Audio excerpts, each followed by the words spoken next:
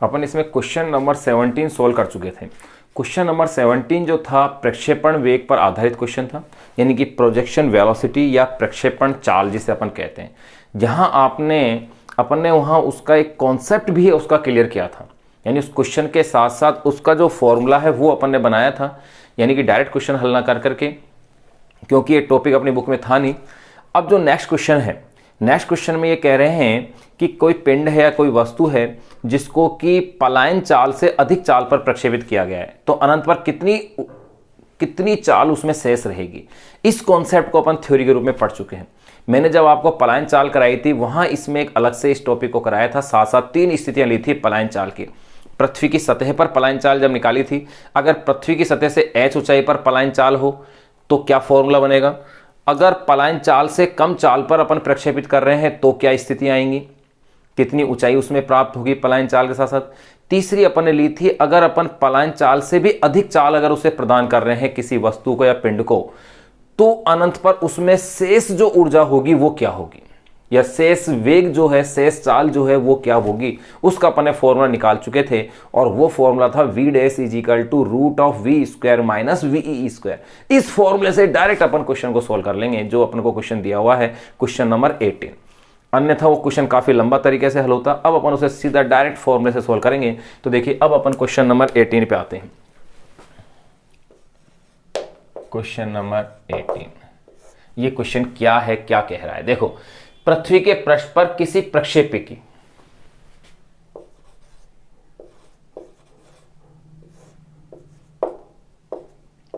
पृथ्वी के पृष्ठ पर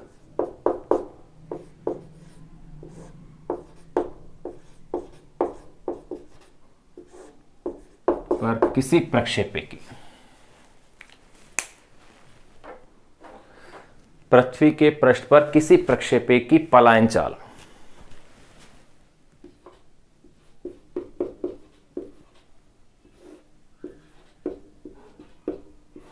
किसी प्रक्षेपी की पलायन चाल 11.2 किलोमीटर पर सेकेंड है। 11.2 किलोमीटर पर सेकेंड है। पृथ्वी के पृष्ठ पर किसी प्रक्षेपी की पलायन चाल 11.2 किलोमीटर पर सेकेंड है। किसी वस्तु को इस चाल की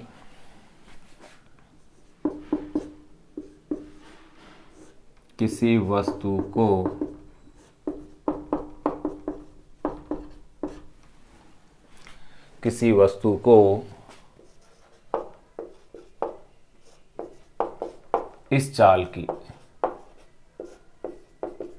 3 गुणी, किसी वस्तु को इस चाल की 3 गुणी चाल से प्रक्षेपित किया जाता है।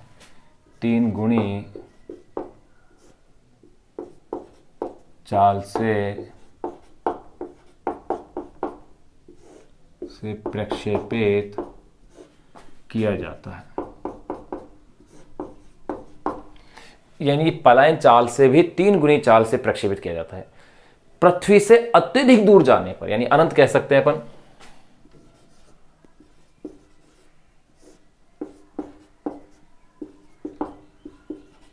पृथ्वी से अत्यधिक दूर जाने पर इस वस्तु की चाल क्या होगी। दूर जाने पर इस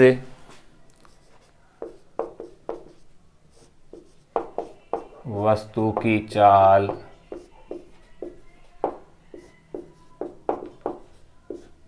क्या होगी, ये अपने पास क्वेश्चन है। इसमें एक और इन्होंने कहा है, सूर्य तथा अन्य ग्रहों की उपस्थिति की उपेक्षा कीजिए। गुरुत्वीय बल का क्या प्रभाव है, सूर्य व अन्य ग्रहों की उपस्थिति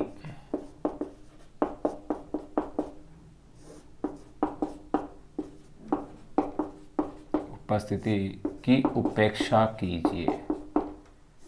ये अपन को दिया हुआ है। अब देखिएगा, अब अपन इस क्वेश्चन को सॉल्व करते हैं। बड़े ही सिंपल तरीके से सॉल्व हो जाएगा क्योंकि अपन इसके कॉन्सेप्ट को क्लियर कर चुके हैं।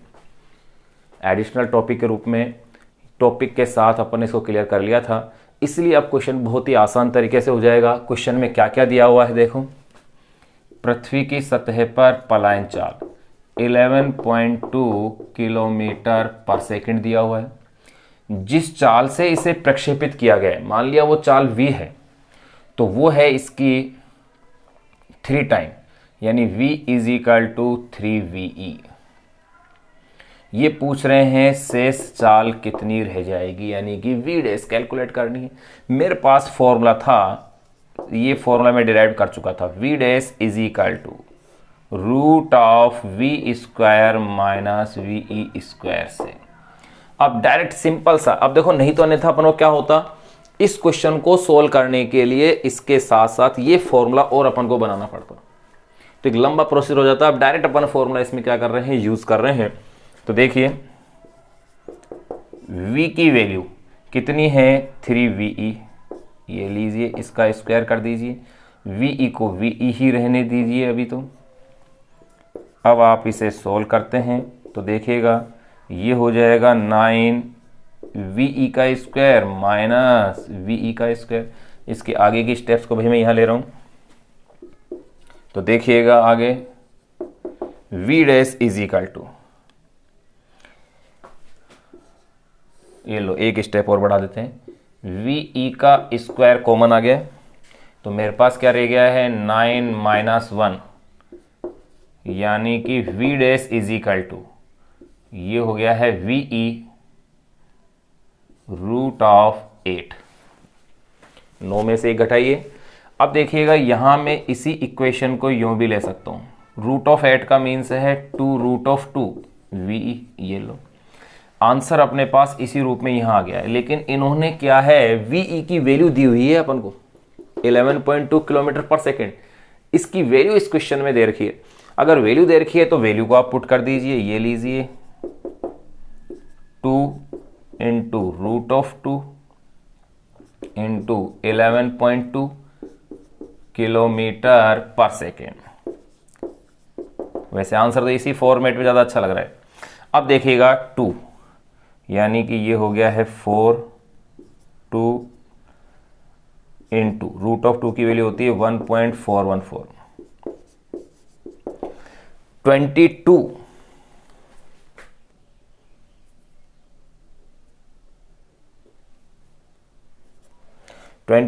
इंटू 1.414 को मल्टीप्लाई कीजिए, 22.4 इंटू 1.414, तो ये आएगा 31.6 किलोमीटर पर सेकेंड। ये लो पूरी कैलकुलेशन मैंने ही कर दी है, 31.6 किलोमीटर पर सेकंड ये अपने पास आ गया। ये एक अच्छा और सरल क्वेश्चन था। सरल क्वेश्चन इसलिए बन गया अपने लिए क्योंकि अपन इसके कॉन्सेप्ट को क्लियर कर चुके थे। अब देखिएगा, अब नेक्स्ट क्वेश्चन अपन देखेंगे, क्वेश्चन नंबर 19। एक बार आप इसे नोट कीजिएगा। सरल तरीके से अपन इसे सोल्व कर दिया है, अन्यथा नहीं तो ये आपके लिए जटिल हो जाता। कैसे ऊर्जा संरक्षण का सिद्धांत अप्लाई करते, फिर उसकी सहायता से फिर अपन इस क्वेश्चन को सोल्व करते, जबकि अपन ने ऐसा किया नहीं। अपन ने डायरेक्ट जो फॉर्मूला अपन निकाल चुके हैं, सीधा उस फॉर्मूले के अंदर वैल्यू को पुट कर दिया है।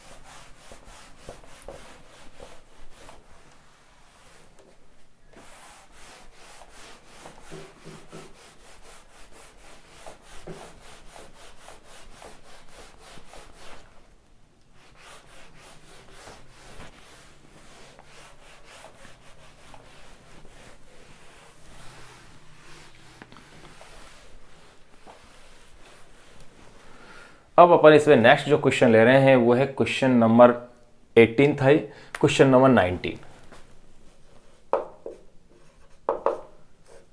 Question number 19। देखो क्वेश्चन नंबर 18 अपने सोल्व कर लिया, जिसमें कि शेष वेग था। ध्यान रखना क्वेश्चन नंबर 18 था पिछला जो सोल्व किया था, ये अब अपन सोल्व कर रहे हैं क्वेश्चन नंबर 19। इस क्वेश्चन में क्या कह रहे हैं, देखो कोई उपग्रह पृथ्वी के पृष्ठ से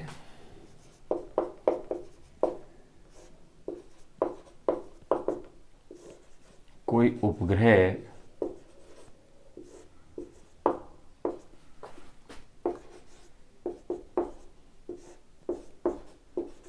पृथ्वी के पृष्ठ से 400 किलोमीटर ऊंचाई पर, पृथ्वी के पृष्ठ से 400 किलोमीटर ऊंचाई पर, 400 किलोमीटर ऊंचाई पर पृथ्वी की परिक्रमा कर रहा है। ऊंचाई पर पृथ्वी की परिक्रमा कर रहा है। कोई उपग्रह पृथ्वी के पृष्ठ से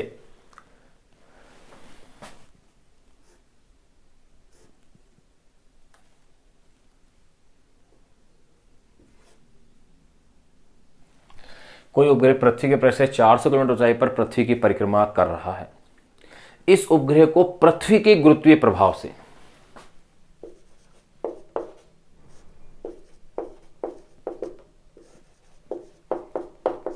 इस उपग्रह को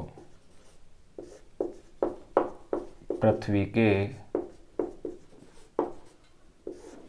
गुरुत्वीय प्रभाव से, इस उपग्रह को पृथ्वी के गुरुत्वीय प्रभाव से बाहर निकालने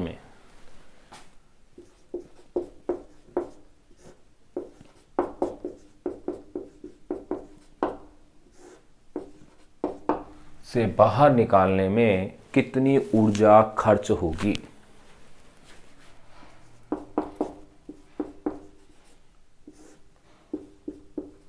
कितनी ऊर्जा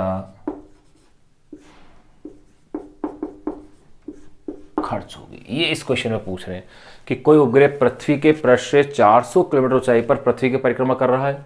इस उपग्रह को पृथ्वी के गुरुत्वीय प्रभाव से बाहर निकालने में कितनी ऊर्जा खर्च होगी। साथ में इन्होंने क्वेश्चन में दिया है उपग्रह का द्रव्यमान दिया हुआ है, पृथ्वी का द्रव्यमान दिया है, पृथ्वी की त्रिज्या भी दी है। तो देखिए क्वेश्चन में इन्होंने कहा है उपग्रह का द्रव्यमान, उपग्रह का द्रव्यमान 200 किलोग्राम। फिर कहा है पृथ्वी का द्रव्यमान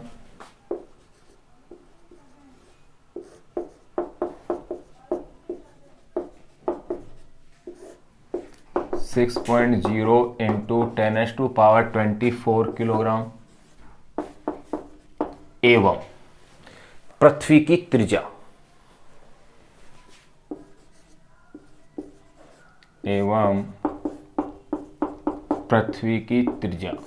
ये दी है आपको 6.4 इंटू 10⁻⁶ मीटर, यानी 6400 किलोमीटर कहते हैं अपन। 6.4 इंटू 10⁻⁶ मीटर है ये। अब अपन इस क्वेश्चन को सोल्व करें। देखो मैं इसको दो तरीके से सोल्व कर सकता हूं, इस क्वेश्चन को दो तरीके से कर सकते हैं, वैसे मतलब दोनों एक ही है। एक तो अपन इसकी क्या है, इस उपग्रह की कुल ऊर्जा ज्ञात करें और इसकी जो टोटल एनर्जी अगर जीरो हो रही है, टोटल एनर्जी अगर जीरो हो जाती है तो वही उपग्रह की क्या है, उपग्रह क्या कर जाएगा, पलायन कर जाएगा। एक अपन इसे सीधा उपग्रह की बंधन ऊर्जा के आधार पर भी इसे सोल्व कर सकते हैं। देखिएगा किस तरह से। पहले अपन इसके डाटा लिखते हैं। पृथ्वी के पृष्ठ से ऊंचाई, या यूं कह सकते हैं पृथ्वी के केंद्र से जो दूरी है, तो देखो भाई h जो दी है इसकी वो है 400 किलोमीटर। 400 किलोमीटर अपन को दी हुई है, तो पहले तो अपन इसे मीटर में चेंज कर दें, यानी कि 400 इंटू 10⁻³ मीटर। ये लो इतने मीटर है। पृथ्वी की त्रिज्या आपके पास है 6.4 इंटू 10⁻⁶ मीटर। फिर देखो उपग्रह का द्रव्यमान, मैंने मान लिया उपग्रह का द्रव्यमान स्मॉल m है, तो ये आपको दिया हुआ है 200 किलोग्राम। फिर अगर मैं बात करूं पृथ्वी के द्रव्यमान की, यह है कैपिटल एम, तो यह है 6.0 10⁻24 किलोग्राम। 6.0 × 10⁻24 किलोग्राम, ये मेरे पास कैपिटल एम की वैल्यू और दी हुई है। तो देखिएगा, उपग्रह को अपनी कक्षा छोड़ने के लिए जिस ऊर्जा की आवश्यकता है, पहले अपन इसकी कुल ऊर्जा ज्ञात कर लें, इसकी गति ऊर्जा भी ज्ञात कर लें। तो देखो, अगर मैं उपग्रह की गति ऊर्जा की बात करूं, देखो उपग्रह की गतिज ऊर्जा, काइनेटिक एनर्जी, क्या फॉर्मूला होता है, 12m v0 का स्क्वायर। चूंकि v0 is equal to √gm upon में स्मॉल r, ये कक्षीय चाल का फॉर्मूला है। यहां पर कैपिटल M पृथ्वी का द्रव्यमान है और स्मॉल r उसकी वृत्तीय पथ की क्या है, त्रिज्या है। इसलिए kinetic energy is equal to half, small m को स्मॉल m रहने दें, स्क्वायर से root cancel, capital G capital M upon में स्मॉल r। तो देखिएगा, काइनेटिक एनर्जी का क्या फॉर्मूला हो गया है, half capital G capital M small m upon में स्मॉल r। ये मेरे पास इसकी काइनेटिक एनर्जी का फॉर्मूला आ गया है। फिर अगर मैं बात करूं उपग्रह की स्थितिज ऊर्जा,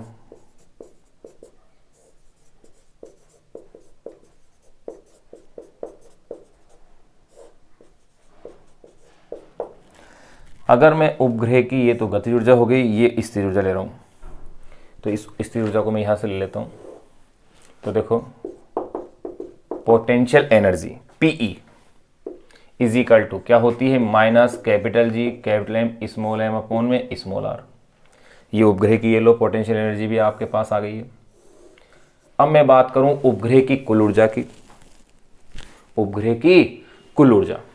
तो देखो, इसलिए उपग्रह की कुल ऊर्जा, या इसे एक छोटा सा और एक स्टेप अपन कम कर सकते हैं। वो ऐसे कम कर सकते हैं, देखो अब उपग्रह के पास ये तो है इसकी गतिज ऊर्जा, ये है इसकी स्थिर ऊर्जा। अगर उपग्रह की कुल ऊर्जा शून्य हो जाए, देखो उपग्रह अपनी कक्षा को कब छोड़ सकता है, उसके लिए एक तो ये, जब उसकी चाल जो है, जब उपग्रह की चाल, अपने पास तीन कंडीशन है, 3-4 तरीके से अपने इस क्वेश्चन को सोल्व कर सकते हैं। अगर उपग्रह की चाल उसकी कक्षीय चाल की √2 गुनी हो जाए, या उपग्रह की गति ऊर्जा क्या कर दी जाए, दुगनी कर दी जाए, तो ऐसे भी आंसर आ जाएगा कि गति ऊर्जा को क्या कर दिया जाए, इसको दुगना कर दिया जाए, तो भी उपग्रह अपनी कक्षा क्या कर देगा, परित्याग कर देगा। ये तो आ रहा है। तो अब देखेगा, या यूं कह सकते हैं उपग्रह की कुल ऊर्जा, टोटल एनर्जी क्या हो जाए, 0 हो जाए। यानी ऐसी ऊर्जा देने पर, मान लिया, तो ये कह रहे हैं कितनी ऊर्जा खर्च होगी, मान लिया कि वो जो ऊर्जा जिससे कि उपग्रह अपनी कक्षा को छोड़ देगा पृथ्वी के गुरुत्वीय प्रभाव से बाहर निकालने में। तो देखो, यदि उपग्रह को पृथ्वी के गुरुत्वीय प्रभाव से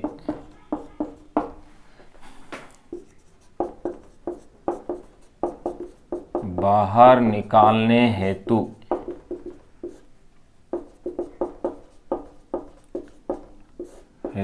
आवश्यक ऊर्जा कैपिटल E हो, तो मैंने ये मान ली कि कैपिटल E हो, तो देखो ऊर्जा संरक्षण सिद्धांत से क्या बनेगा, E यानी वो ऊर्जा प्लस उपग्रह की गतिज ऊर्जा plus potential energy is equal to क्या हो जाना चाहिए, 0 हो जाना चाहिए।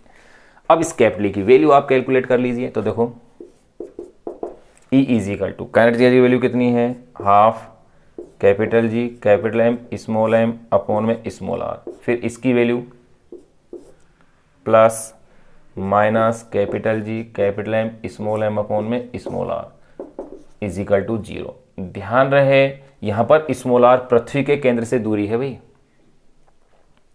तो यहां पर स्मॉल r को भी यहां लिख ही लेते हैं पहले निकाल के। तो देखो small r is equal to r plus h, r है 6.4 × 10⁻6 और ये कैपिटल R है 400 × 10⁻3 मीटर,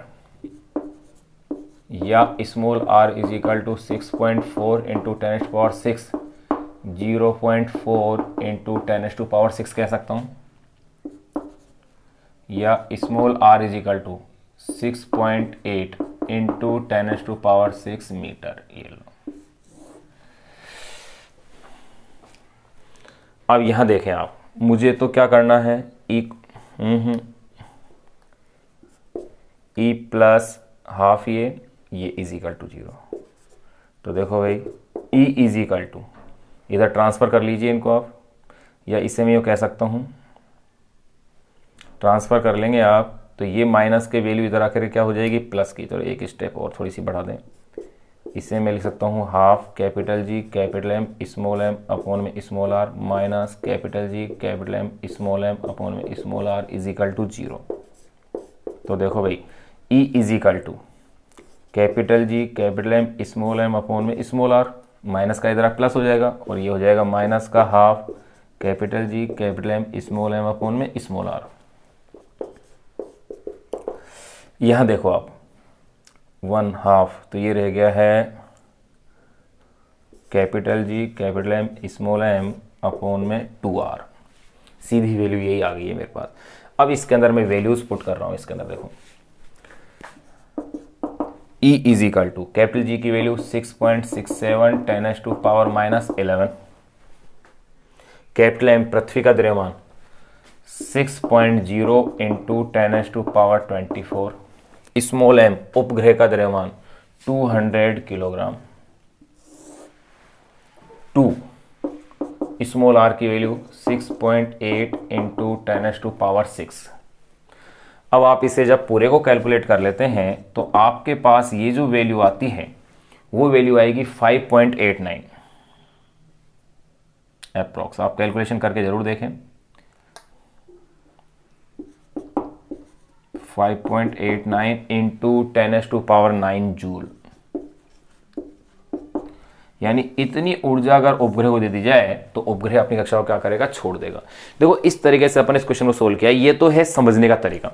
लेकिन अगर डायरेक्ट मेथड से यूज करें तो मैंने एक आपको ध्यान हो तो उपग्रह की जब ऊर्जाएं पढ़ाई थी तब वहां उस समय एक बात आपको बताई थी कि अगर उपग्रह की कुल ऊर्जा ऋणात्मक होती है जो कि minus capital G capital M small m upon में 2r होती है, अगर उपग्रह को इतनी ही ऊर्जा परंतु धनात्मक दे दी जाए तो उपग्रह अपनी कक्षा का परित्याग कर देगा और इस ऊर्जा को ही कहते हैं उपग्रह की बंधन ऊर्जा।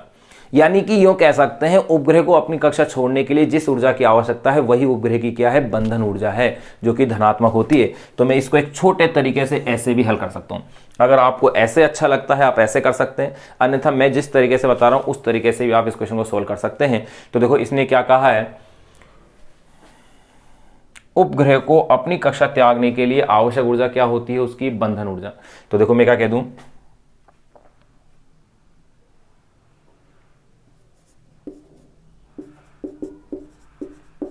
उपग्रह को यदि उसकी, देखो भाई यहां सेकंड मेथड ले रहा हूं मैं यूज, लाइन खींच दिए, यदि उपग्रह को यदि उसकी बंधन ऊर्जा के तुल्य ऊर्जा प्रदान कर दी जाए, यहां तो आप ले लीजिए आप इसमें, ये तो एक तरह से यूं कह दो आप फर्स्ट मेथड। ये मेथड थोड़ा सा लेंथी हो जाता है, ये थोड़ा इजी हो जाता है, इसे अपन कह देंगे सेकंड मेथड।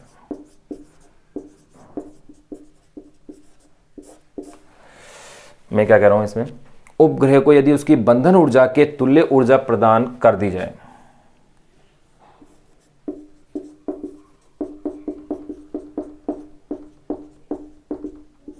तो उपग्रह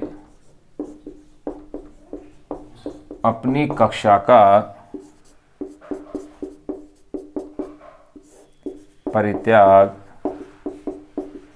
कर देता है। इसका मतलब अपन को बंधन ऊर्जा निकालनी है और देखो बंधन ऊर्जा का फॉर्मूला अपन पढ़ चुके हैं, EB is equal to plus capital G capital M small m upon में 2r। ये लो, अब इसके अंदर आप वैल्यू पुट कर लो, वही सेम वैल्यू आ जाएगी क्योंकि वही सेम फॉर्मूला बन रहा है। तो देखो कैपिटल जी की वैल्यू 6.67 10⁻⁻11, कैपिटल एम पृथ्वी का द्रव्यमान 6 इंटू 10⁻24, उपग्रह का द्रव्यमान 200, टू स्मॉल आर की वैल्यू 6.8 इंटू 10⁻⁶।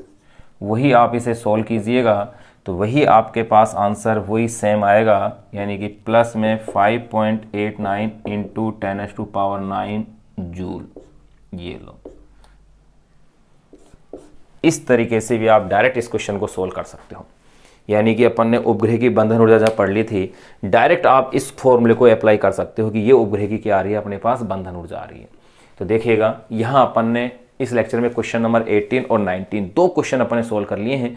अब अपन बात करेंगे क्वेश्चन नंबर 20 की। वो थोड़ा सा बड़ा क्वेश्चन है लेकिन अच्छा क्वेश्चन है। क्वेश्चन क्या है अब जरा अपन उसको समझेंगे। एक बार आप इसे नोट कीजिएगा या इसका स्क्रीनशॉट ले लें, आप इसको एज इट ऐसे कैसे एक बार नोट कर लें।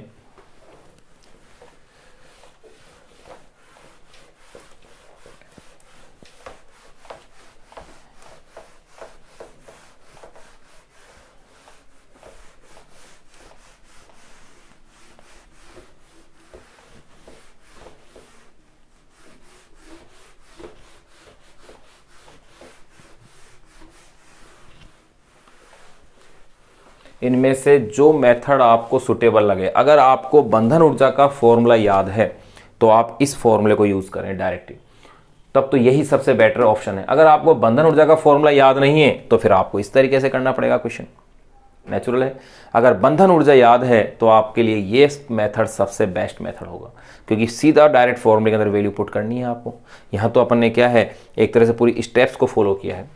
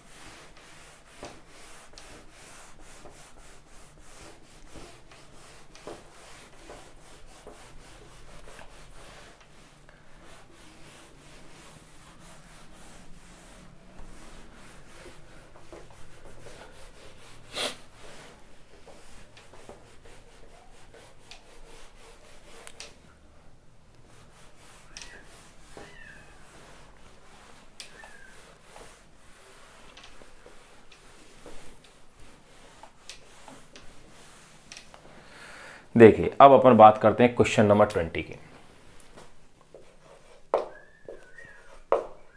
अपनी एनसीईआरटी बुक का अनसोल्ड क्वेश्चन नंबर 20। देखिए इसमें सोल्ड एग्जाम्पल तो केवल मात्र 8 थे, लेकिन अनसोल्ड जो क्वेश्चंस हैं वो 25 है। 25 अनसोल्ड क्वेश्चन दे रखे हैं, अच्छे क्वेश्चन है सारे। देखो क्वेश्चन नंबर 20 क्या कह रहा है, दो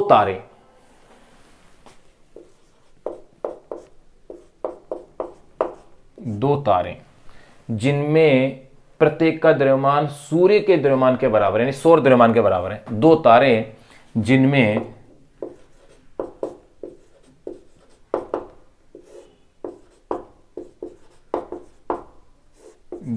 प्रत्येक का द्रव्यमान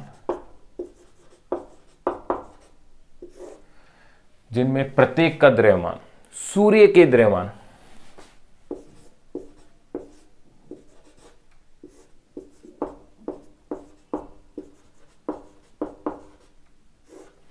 दो तारे जिनमें प्रत्येक का द्रव्यमान सूर्य के द्रव्यमान, जिसका मान है 2 इंटू 10⁻30 किलोग्राम।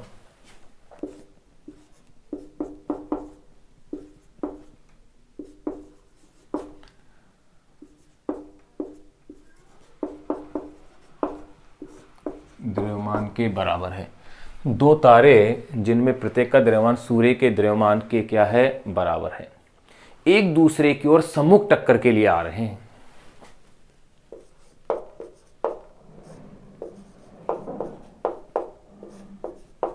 एक दूसरे की ओर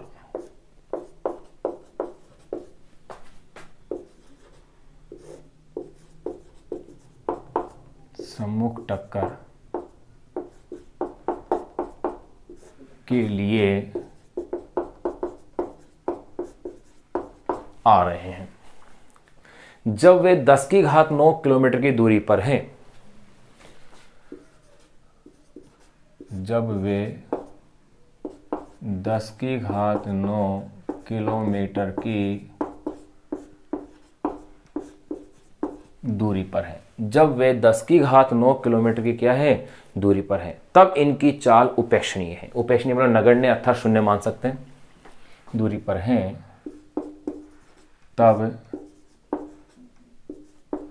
इनकी चाल, जब वे 10 की घात 9 किलोमीटर की दूरी पर हैं तब इनकी चाल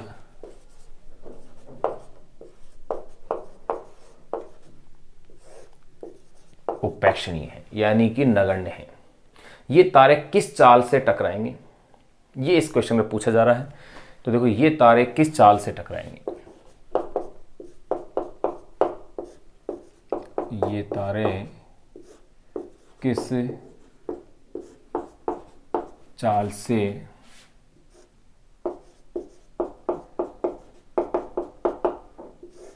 टकराएंगे, ये अपना क्वेश्चन है। अब इसके लिए डाटा क्या क्या दिए हैं, दोनों तारों का द्रव्यमान भी अपन को इसमें दे दिया है, साथ में दूरी दे दी है और कुछ डाटा और दिए हैं। प्रत्येक तारे की त्रिज्या 10 की घात 4 किलोमीटर, ये भी दे दिया। प्रत्येक तारे की त्रिज्या 10 की घात 4 किलोमीटर है, ये भी वैल्यू अपन को दी गई है। और इसमें यो भी कह रहे हैं कि यह मानिए कि टकराने से पूर्व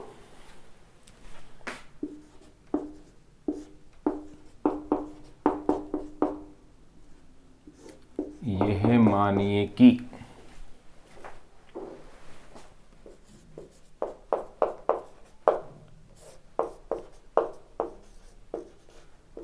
टकराने से पूर्व इन तारों का कोई विरूपण नहीं होता, से पूर्व इन तारों का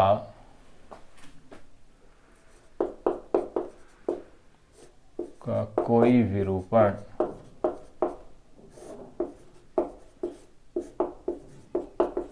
नहीं होता। देखो एनसीईआरटी बुक के क्वेश्चन में यही विशेषता है, एक एक लाइन को ये बड़े अच्छे से क्लियर करते हैं ताकि कहीं कंफ्यूजन ना रहे किसी भी तरह का। यह मानिए कि टकराने से पूर्व इन तारों का कोई विरूपण नहीं होता है। और ये कह रहे हैं कैपिटल जी के ज्ञात मान का उपयोग कीजिए,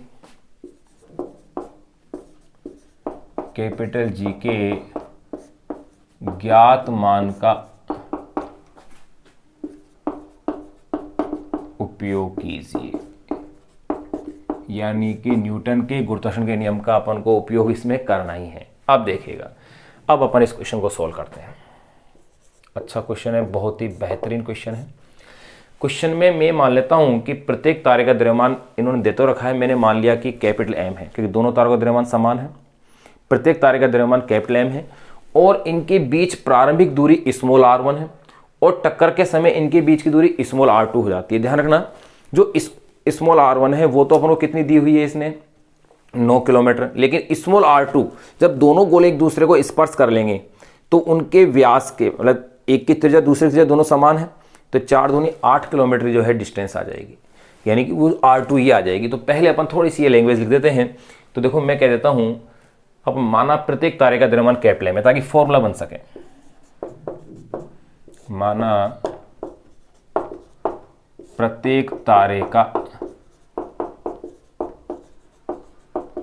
द्रव्यमान कैपिटल एम है, इनके बीच प्रारंभिक दूरी स्मॉल r1,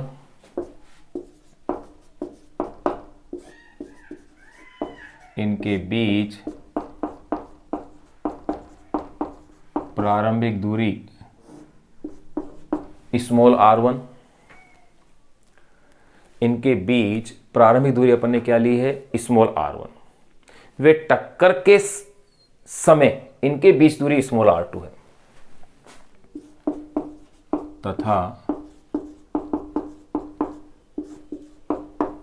टक्कर के दौरान या समय कह दो, तथा टक्कर के दौरान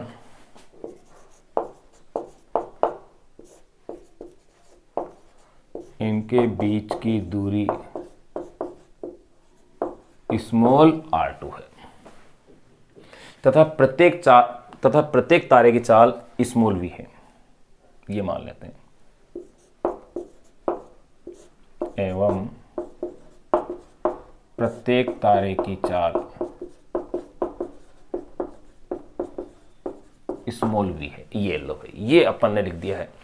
अब अपन इसके जो डाटा इसने दिए हैं जरा उन डाटों की अपन चर्चाएं करें। चलो वो तो अपन फिर कर लेंगे। अब अपन जरा इसका फॉर्मूला देख लें कि क्या फॉर्मूला अपन अप्लाई करेंगे।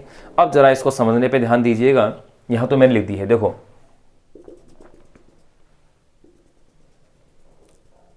एक तारा ये रहा और एक दूसरा तारा ये रहा, इनके केंद्रों के बीच की दूरी ये मैंने ले ली है कि प्रारंभ में यह स्मॉल r1 है। यही मैंने जो क्वेश्चन में कह रहा हूं, जो मैंने लिखा है वो मैं ले लेता हूं कि ये कितनी है, स्मॉल r1 है। फिर देखिएगा दोनों एक दूसरे की ओर आ रहे हैं। ये इसका केंद्र ले लिया और ये मैंने इसका क्या ले लिया, केंद्र ले लिया। दोनों के अपने पास सेंटर आ गए। अब दोनों एक दूसरे की ओर आ रहे हैं, ये स्मॉल r1 है। अब यहां इनमें टक्कर के बाद, यानी टक्कर वाली स्थिति यह है इनकी,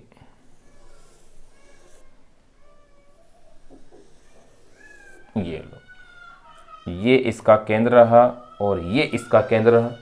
अब देखिए इसकी जो त्रिज्या है वो कैपिटल R है और इसकी भी त्रिज्या क्या है, कैपिटल R। तारों की त्रिज्या को भी मैं कैपिटल R से रिप्रेजेंट कर रहा हूं। लेकिन अब जो डिस्टेंस आएगी वो डिस्टेंस इनके केंद्रों के बीच की, ये मैंने ली है स्मॉल r2, जो किसके इक्वल है, r प्लस r, यानी कि 2r के इक्वल होगी। यहां मैंने अब सारे कॉन्सेप्ट लिख दिए। अब देखो, चूंकि अपन क्या जानते हैं, प्रत्येक तारे की प्रारंभिक चाल 0 है। क्यों? क्योंकि इसने साफ कहा है कि यह एक दूसरे की ओर सम्मुख टक्कर के लिए आ रहे हैं। जब वे इतनी दूरी पर है तब इनकी चाल कैसी है, उपेक्षणीय है, यानी कि प्रारंभिक चाल कैसी है इनकी, अपन को 0 लेनी है। प्रारंभिक चाल इनकी कैसी लेनी है, अपन को 0 लेनी है। अब देखिएगा, अब जरा अपन अपने वाले कॉन्सेप्ट पर आते हैं। चूंकि प्रत्येक तारे की प्रारंभिक चाल, देखो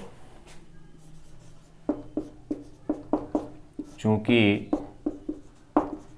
प्रत्येक तारे की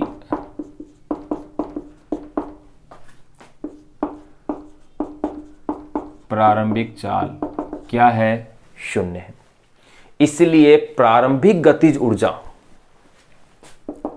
इसलिए प्रारंभिक गतिज ऊर्जा मैंने मान ली कि भाई के इनिशियल है, तो वो भी क्या होगी, 0 होगी। देखो इसको अपन क्वेश्चन को सोल्व करेंगे ऊर्जा संरक्षण के सिद्धांत से, यानी कि इनके टकराने से पहले की कुल ऊर्जा, गतिज ऊर्जा प्लस स्थिर ऊर्जा, ये बराबर होगी टकराने के बाद की कुल ऊर्जा, यानी कि गतिज ऊर्जा और स्थिर ऊर्जा के। तो देखो चूंकि प्रत्येक तारे की प्रारंभिक चाल क्या है, 0 है, प्रारंभिक चाल 0, इसलिए प्रारंभिक गतिज ऊर्जा के इनिशियल टोटल गतिज ऊर्जा क्या हो गई, 0 हो गई। अब बात करें अपन प्रारंभिक स्थिर ऊर्जा की, तो देखो वो क्या होगी, एवं प्रारंभिक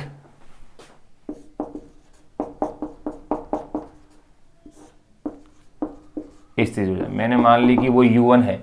तो भैया ये इसमें डिस्टेंस क्या है, u1 क्या, सॉरी u इनिशियल लेंगे ना अपन इसे, इनिशियल यानी कि प्रारंभिक। तो u इनिशियल क्या होगी, minus capital G capital M। भाई एक तारे का द्रव्यमान कैपिटल M है, दूसरे तारे का भी द्रव्यमान क्या है, कैपिटल M है, अपॉन में प्रारंभिक डिस्टेंस क्या है इनके बीच की, स्मॉल r1 है, तो ये लो स्मॉल r1। चूंकि प्रत्येक तारे की प्रारंभिक चाल 0, इसलिए प्रारंभिक गतिज ऊर्जा के इनिशियल इजिकल टू 0 एवं प्रारंभिक स्थिर ऊर्जा u इनिशियल u आई लिखा है मैंने इसे, is equal to minus capital G capital M upon में r1 होगी। इसलिए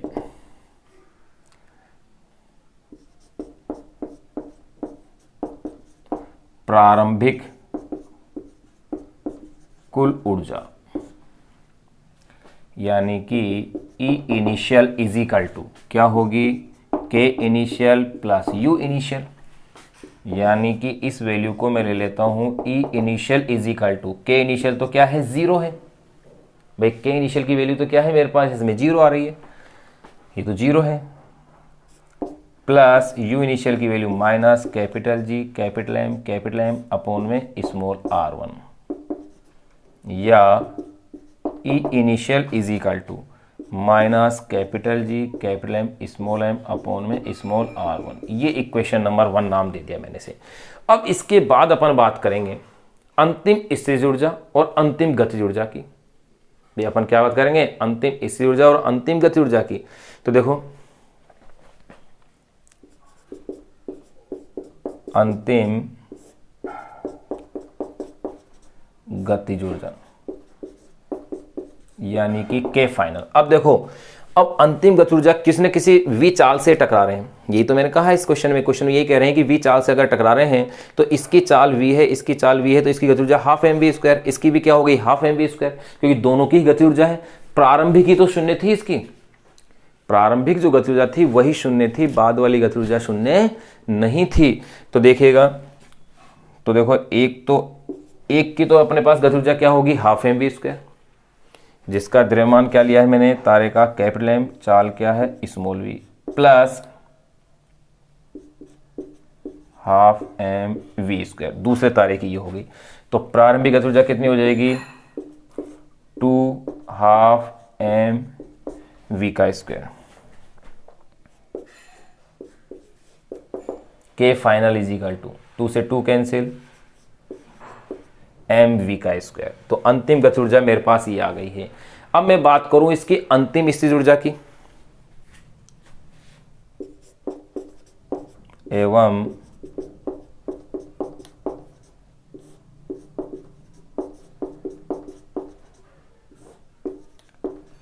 अंतिम स्थितिज ऊर्जा मैंने मान ली कि वो क्या है, यू फाइनल है। तो U final is equal to, देखो क्या होगी, minus capital G capital M upon में small r two. U final is equal to minus capital G capital M upon में स्मॉल आर टू, क्योंकि बाद में इस ऊर्जा क्या है, डिस्टेंस क्या हुई उनके बीच की, स्मॉल आर टू हो गई। यहां अपने पास ये इक्वेशन इतनी आ गई है, यू फाइनल तक आ गई है। तो देखिएगा यहां तक अपने लिख लिया है, तो इसके आगे स्टेप भी लिख रहा हूं, इसलिए अंतिम कुल ऊर्जा यानी कि E final is equal to, ये हो जाएगा K final plus U final. K final की वैल्यू कितनी है मेरे पास, एम वी का स्क्वायर, प्लस अंतिम ऊर्जा कितनी है, minus capital G capital M upon में स्मॉल आर टू, या इसे आप कह दीजिए E final is equal to capital M we का square minus capital G capital M upon में small r two, equation number 2। यहाँ तक मेरे पास इक्वेशन आ गई है। तो मैंने देखो एक एक स्टेप को आपको इसमें क्लियर किया है कि मैंने क्या किया, इसमें ऊर्जा संरक्षण सिद्धांत लगाऊंगा तो इनके पिंडों की प्रारंभिक कुल ऊर्जा, गतिज ऊर्जा प्लस स्थितिज ऊर्जा, फिर अंतिम कुल ऊर्जा यानी कि अंतिम गतिज ऊर्जा प्लस अंतिम स्थितिज ऊर्जा, इसको मैंने अप्लाई किया है। तो देखो प्रारंभिक कुल ऊर्जा मेरे पास ये आ गई है इक्वेशन नंबर 1 के रूप में, और अंतिम कुल ऊर्जा मेरे पास इक्वेशन नंबर 2 के रूप में आ गई है। प्रारंभिक गतिज ऊर्जा शून्य थी क्योंकि प्रारंभिक चाल शून्य थी, इसलिए प्रारंभिक गतिज ऊर्जा का मान भी क्या आ गया, शून्य, के इनिशियल शून्य आ गया। अब मुझे क्या करना है, ऊर्जा संरक्षण का सिद्धांत लगाना है, यानी कि ये दोनों क्या है, ई फाइनल और ई इनिशियल क्या लेनी है, मुझे इक्वल लेनी है। एक बार आप इसे नोट कीजिएगा, फिर अब हम इसे सॉल्व करते हैं आगे के। देखो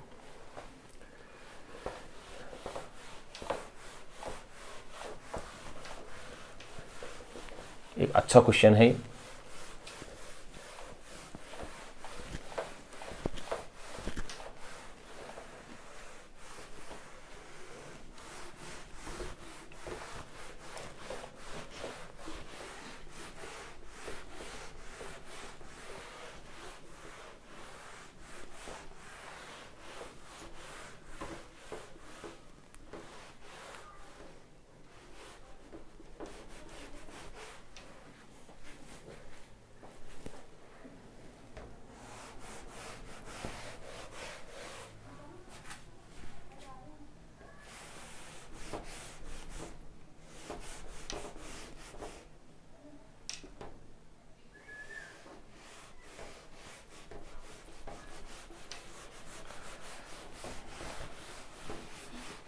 तो देखिए जिस जिस इक्वेशन की जरूरत है अपन ने वो छोड़ ली है। अब ऊर्जा संरक्षण के सिद्धांत से क्या होगा, ई फाइनल इज इक्वल टू क्या होगा, ई इनिशियल। तो देखिएगा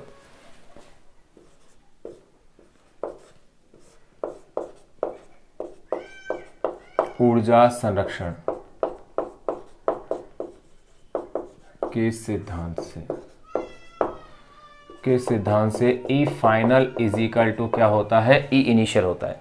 अब ई फाइनल की वैल्यू क्या है मेरे पास, कैपिटल एम स्मॉल वी का square minus capital G capital M upon में small r two. E initial मेरे पास है capital G capital M upon में स्मॉल आर वन। क्वेश्चन में क्या पूछा गया है, वी कैलकुलेट करना है अपन को, यानी इसको इधर ट्रांसफर कर लीजिए, यही तो हुआ। इसको इधर क्या कर लीजिए, आप ट्रांसफर कर लीजिए, यानी कि इक्वेशन ये हो जाएगी कैपिटल एम वी का square is equal to,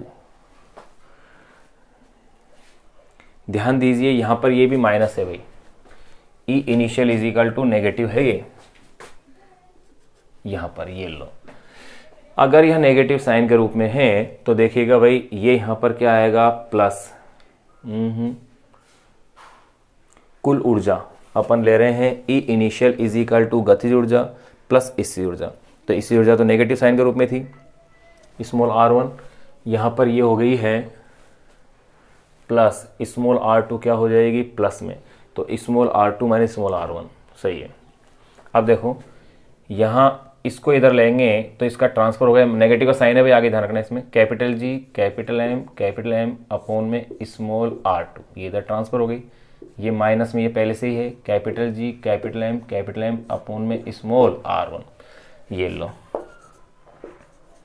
capital M we का square is equal to capital G capital M common आ गया, 1 अपॉन में small r two minus 1 upon में स्मॉल आर वन। एक कैपिटल एम से कैपिटल एम को क्या कर दीजिए आप, इसमें कैंसिल आउट कर दीजिए। अगर ये कैंसिल आउट हो जाता है तो देखिएगा आगे की इक्वेशन क्या बन रही है, मैं इसे यहां लिख रहा हूं, v का square is equal to capital G capital M 1 upon में small r two minus 1 upon में स्मॉल आर वन। ये मेरे पास v का स्क्वायर के रूप में वैल्यू आ गई है। अब यहां देखो, यहां पर मेरे पास सारी वैल्यूज हैं,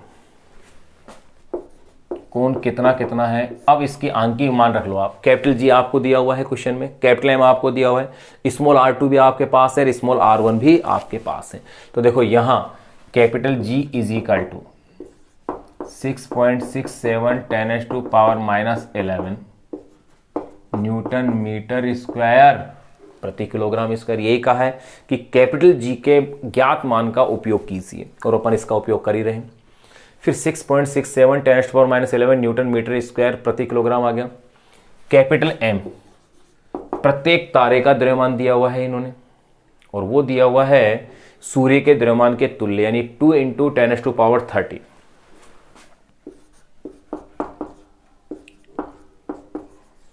फिर आ जाओ small r one. Small r one यानी इनकी प्रारंभिक दूरी, ये प्रारंभिक दूरी भी अपन को दी हुई है, कितनी है प्रारंभिक दूरी स्मॉल आर वन, 10⁹ किलोमीटर दी हुई थी,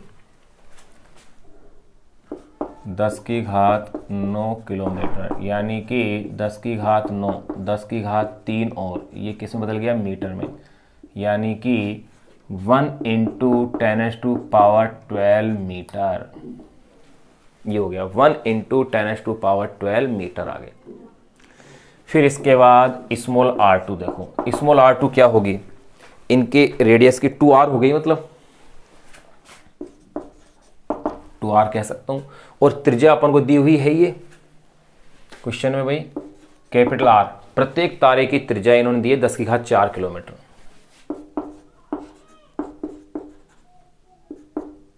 यानी कि 10�৭ मीटर, यही तो होगा।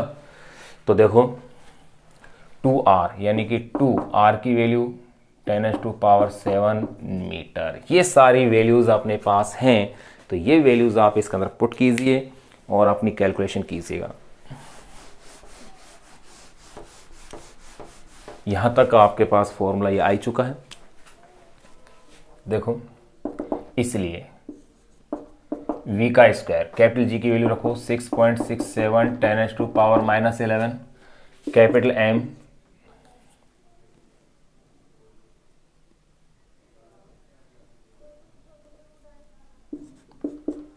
2 × 10⁻30, 1 में स्मॉल r2 कहाँ है, यहाँ है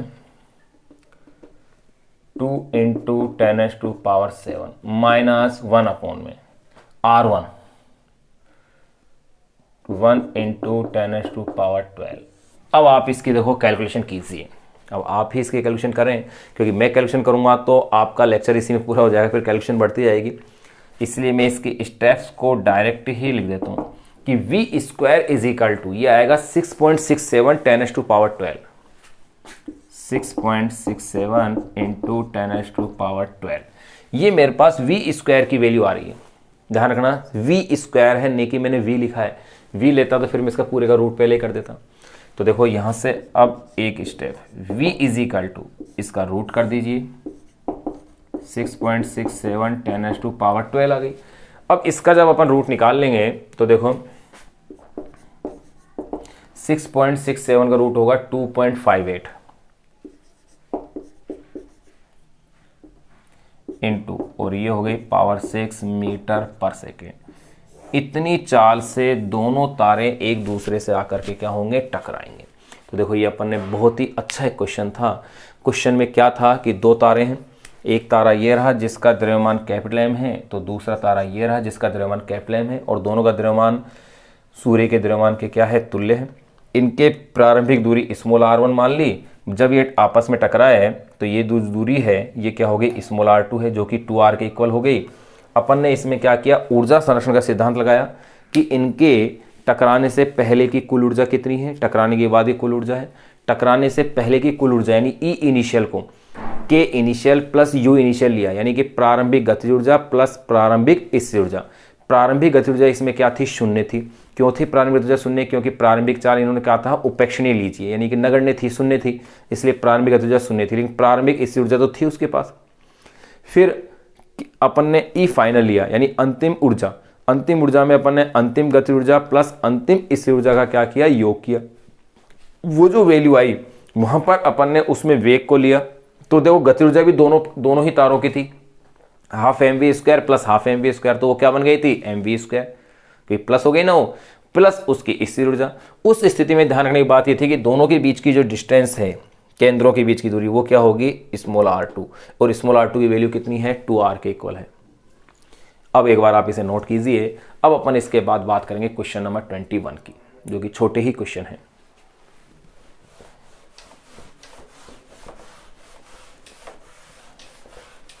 देखो गुरुत्वाकर्षण के, ग्रेविटेशन के मैक्सिमम जो क्वेश्चंस हैं, जो आपको क्वेश्चन बहुत लेंथी लगते हो, मैक्सिमम क्वेश्चन आप ऊर्जा संरक्षण के सिद्धांत के आधार पर उन क्वेश्चनों को क्या कर सकते हैं, सोल्व कर सकते हैं। और उनको अपन कर भी रहे हैं, आप देख भी रहे हैं कि अपन उन क्वेश्चनों को ऊर्जा संरक्षण के सिद्धांत के आधार पर क्या कर पा रहे हैं, हल कर पा रहे हैं।